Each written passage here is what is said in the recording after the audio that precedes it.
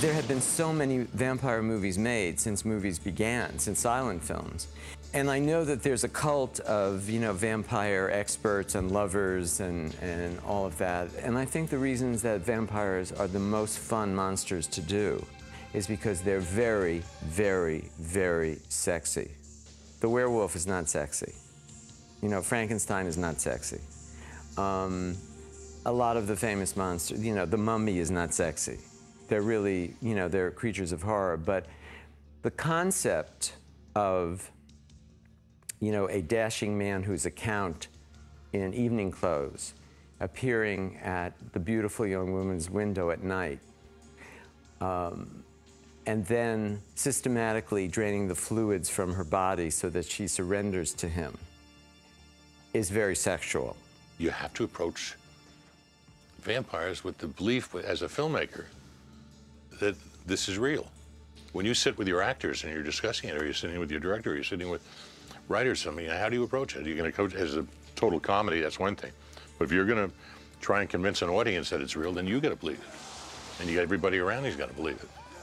And if they don't believe it, then they're not going to be delivering to that screen what you want. And it's such a scary freaking thing. I mean, you know, if you want to scare people, find the things that's going to scare them.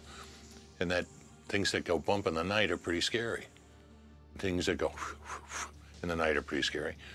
And when your best friend, she turns around and bites you in the neck, and it's not just a love tap, but it's, oh God, I mean, you know, things are pretty scary.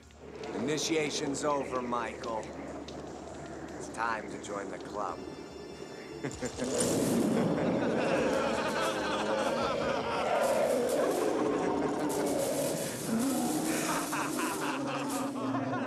Flirting with the dark side always has had its fascination, because you learn, and there's wisdom there, and especially if in post-Freudian era with Jung, you know, that the shadow is 90% gold, you know, that you have treasures there that you need to learn about yourself to be a whole person.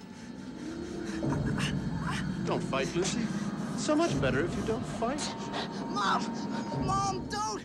Sucking blood, making someone your love slave. The fascination with throwing over what we're supposed to do, as opposed to what we really want to do.